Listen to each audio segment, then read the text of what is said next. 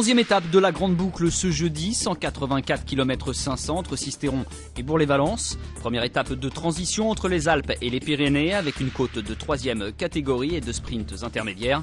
Un profil relativement plat qui devrait logiquement revenir à un sprinter.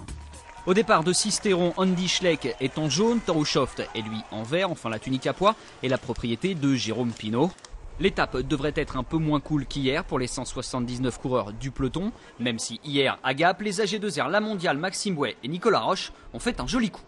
Mais pour certains, la fatigue ne les empêche pas d'être à l'attaque, c'est notamment le cas d'Anthony Gélin de la Française des Jeux, de Stéphane Auger de la Cofidis, enfin de José Alberto Benitez de la Futon Serveto. L'Espagnol et les deux Français vont démarrer dès les premiers hectomètres et tenter une échappée au long cours. L'avance des échappés va grimper jusqu'à près de 5 minutes.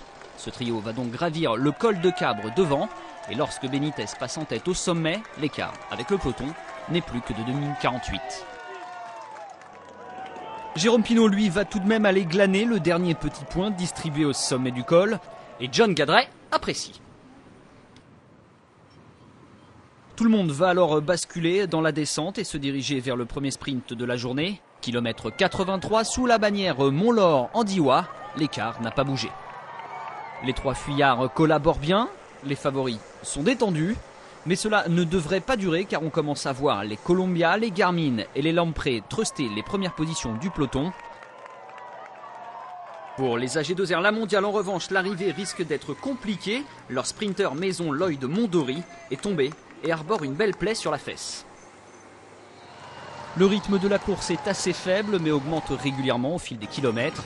Au sprint de Mirabel et Blacon, dernier sprint de la journée, Auger passe devant Gélin et Benitez, mais l'avance du trio n'est plus que d'1 minute. La jonction s'opère à 22 km de l'arrivée, la tension commence à se faire sentir dans le peloton. Alors les Saxo Bank décident de faire le train, un TGV même, qui laisse à l'arrière ceux qui n'ont déjà plus de jus.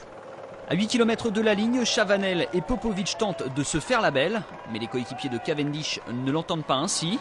On assiste alors à une passe d'armes entre les équipes de sprinters, une passe d'armes et des coups de tête même. Renshaw ouvre la porte à Cavendish de manière peu académique.